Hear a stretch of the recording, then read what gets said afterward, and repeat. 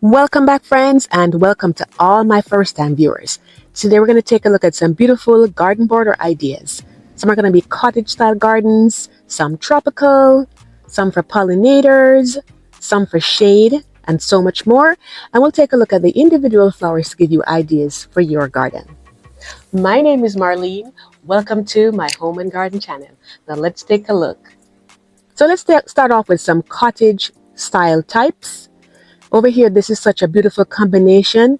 There are begonias in the center. We have Mexican heather at the top. And we have some wonderful fan flower off to the side. And I think they are so, so gorgeous. I think this is a perfect combination of those colors. And they just match them so well. And I think it's a great idea because it gives you some height. You know, the Mexican heather at the top. And these other ones, you know, they go up. And, you know, these are the begonias, you know, typically how you would buy them. This one looks like it's the exact same color as that one too. These ones, though, they say it's for part shade. So you'll want to take a look at the tags to see, because there's some begonias that they take part shade and some of them they can actually take full sun. So you'll want to check on that and make sure that you're putting them with plants that have similar needs so that they can all be happy in the same spot together and you can have lots of success. Of course, you can buy smaller ones if you want, you know, your border to come up faster, you know, over the season. Those are all annuals, by the way. So we'll take a look at some perennial ones as well too. But I just think it's such a wonderful combination. Another cottage style one over here. And this one is just to show you how you can go monochromatic, where these are all from the same side of the color wheel. You know, the pinks, the light pinks, dark pinks, that kind of burgundy color. And you can see how they mix and match them together. And I just think they're so beautiful. That red coleus at the back really, really stands out among these Vinca right here. And this is how the Vinca are typically sold. You can get them like in 4-inch containers. You can get them in flats like these. But I'm thinking that if you are putting a border together, then you most likely want to get the flats that have, sometimes they may have 9, sometimes they may have 12, sometimes even 18. If it's a smaller area, you want to get a lot and you have a lot of time for them to come up. You can even get the 6-pack ones, which are going to be a lot smaller, but they will grow up over time. So if you do it early enough in the season, you know, then of course you can start smaller and move your way up. And I think it was sometime last year I did this video talking a lot about Vinca, and I'll link it in the description box. You can go ahead and get all the details on how to care for that wonderful plant. And here's another cottage style one, but this one is all perennials right here. And this is my neighbor Robin, and I did a video on this some time ago, just showing you some different ones, you know, how she combined them together, and they have different blooming types as well, you know, throughout the season, so that helps. So we have some cone flowers right here. That would be the red one that you're looking at, and I just absolutely love that flower. And then moving along, we have some verbena, these purple ones right here, and they kind of have a spiller habit, so they spill over to the side of your border. So it's nice to put these at the edge. And you can see the color right there. They come in many different colors, but, you know, she was working with a kind of like a nice, you know, multicolor theme, which I thought was so, so beautiful. And then going further in, she has some alliums right there. And next to that is some purple salvia. But those bloomed already. They'll need to be deadheaded so they can come up again. And that's the beauty of the perennials. You know, they'll come up and do their best, you know, over the years. And as they say for perennials, you know, in the first year they sleep. Second year they creep, and the third year they leap. So they do need some time to come up, but they will reward you so greatly. These are some beautiful daisies that she has right here, and I think they're so, so gorgeous. Like, you can't get enough of these guys. And just, you know, mix and match if you like that colorful theme. But these are kind of like pastels, you know, so she did mix them in that way, and I thought that was really, really very creative. Over here, these are some iris at the side of my garden, and I have them in different areas. And I just love them so much. I've had them for so many years, and some of my most watched videos are actually about iris. And I'll link the playlist. Actually, I'll leave the playlist at the end of the video so you can take a look at it to get all the details on how to care for this wonderful plant. The only thing though is that the bloom period for them is typically about 2 to 3 weeks. After that time passes, all of them would have bloomed, so then you're going to be left with leaves. So it's good to, you know, like, you know, put between them along your border plants that will, you know, come up after they've bloomed in the early spring. So you'll always have something. And these like part sun, so you'll want something that likes part sun to pair with that. And over here, these are some warmer colors here. except for the white sun patients at the front. And I think that's a nice mix for those right there. In the center, we have those warm colors from the begonias. And they also have the coleus next to them and the black-eyed Susans. And this is typically how you'd buy your black-eyed Susans for my newer gardeners. They're just such a wonderful perennial. I just love them. Another set over here. We have some Alternatera chartreuse right there. And some people call it Joseph coat, but I know coleus to be Joseph coat, which is at the back. But let me know which one you call it. But either way, they're beautiful, and there's a lot more of them being seen in the landscape. It's just such a very striking color. So I would say definitely a beautiful combination. And for the coleus, that chartreuse color, this is an example of one that you could use for that. When you visit your garden center, they have different, shades of coleus, but if you're going for that one, that would be the one to get.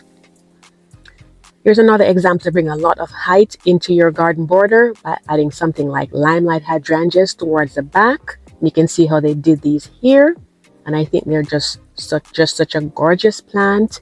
They bloom from, I'd say, late spring right over into the fall season. They do change color because they start off typically as that lime green color, then they get white, and then sometimes they get a nice purple color, in the fall season.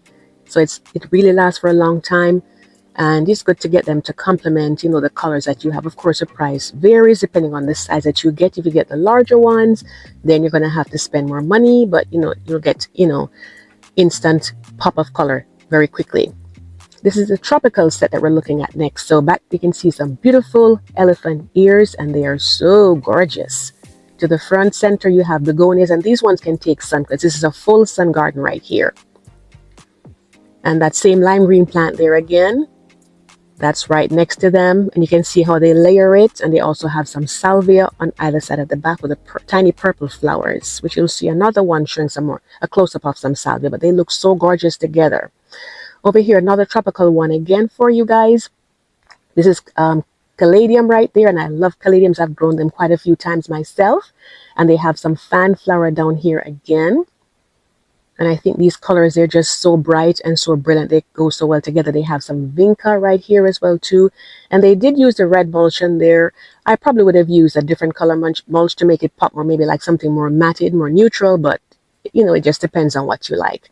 Over here, they have some sun patients, different in multicolors here, and they have the chartreuse coleus in the center.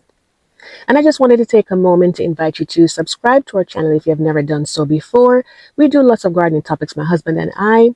He's typically behind the camera. Sometimes you'll see him in front. But guys, be sure to hit the notification bell twice so that we can follow along on our journey. We try to make gardening as simple as we can and an enjoyable, hobby. Over here, another tropical one. It's a tropical getaway, as I call it. And there's some croton over there to the left that you just saw. And they have some impatiens. These ones, they prefer shade though. So those larger trees are actually blocking the sun off. So they're not getting too much of that. And they have some lantana right here. So even though sun patients don't like a lot of sun, they like all day, they can take heat. So they're fine with all of these right here. And that's the best way to do it, when you're combining them. So over here, let's take a look at some pollinator types. And this is the salvia I mentioned earlier before, the purple ones. You can see that the bees, they absolutely love it. They're just all over it. So if you're trying to get bees in your garden, that's probably a really good one to get. And if you don't mess with the bees, they won't mess with you, to be honest. If you start, fanning at them and, irritating them, then they may get you. But we do need them to pollinate our fruits and veggies. And they have some zinnia, the yellow ones in the center there, and more vincas onto the side. And I wanted to introduce you to this new plant, and this one is called, well, if it's new to you, it's called Angelanica. And I'm seeing a lot more of these being used in, landscapes recently. And it's because they're so versatile. They are so, they can tolerate heat. They don't need a lot of care. They're pretty low maintenance, and they come in lots of different colors. Here's another take on it again. And to the lower part, they have some Calibrachoa at the front, and these are spiller type plants, so they work really well together there. And here's another option as well. You can see they use the elephant ears, the green one, to give some more height. And just to show you how they're typically sold in your garden center, you can see different colors there, and that's me back there, having a good old time. One of my favorite things to do, which is to go to the garden center, get flowers, and then plant them. And here's another example of how they work the Angelanica in right here. This almost looks like a little painting to me. You know, it just looks so beautiful. I absolutely love it. You can give me a thumbs up if you're liking these so far. And this is more almost like a prairie style, you know, real country garden style here for pollinators. You know, you have these poppies right here, and I was so happy to see these. We had taken a road trip and it was just wonderful. They have the California ones, the yellow ones, and the other ones. And this is my backyard right here, just to show it doesn't have to be anything fancy to have your garden borders, guys. These are just to bring pollinators in, and I absolutely love cosmos, and I'll do a future video on those. And they're annuals, and they're so easy to care for, and they do self-seed, so it, you know, they keep on coming.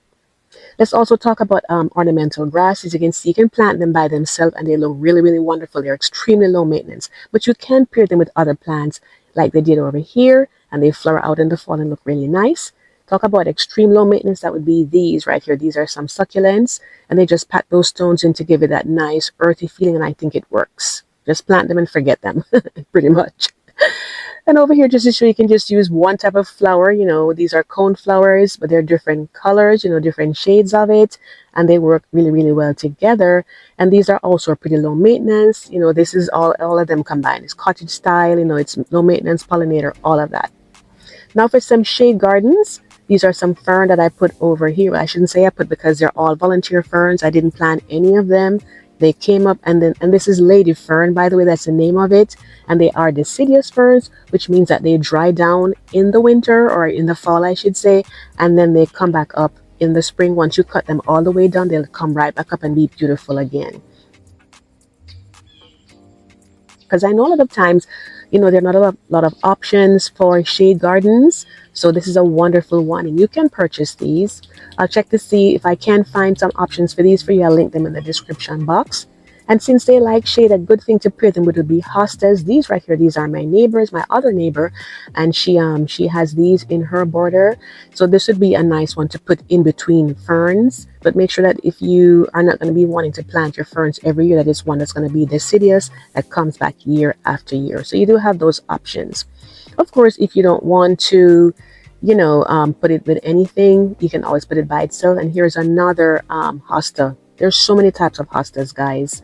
I may do a video in the future on that. Let me know if that's something you'd want to see, because they're great for shade, and sometimes you don't have enough of those options.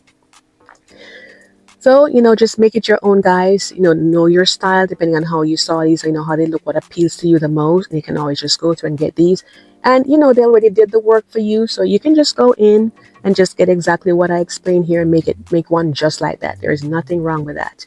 And I just wanted to say thanks to my channel members. Thanks to those who share my videos, especially. It helps my channel to grow. And if you've come here for the first time, I hope you'll come back again and consider subscribing if you know, if that's something you'd want to do. We just want to journey along and enjoy this process called gardening, this wonderful hobby. Thank you all so much for watching, and I do hope to see you in the next one. Take care.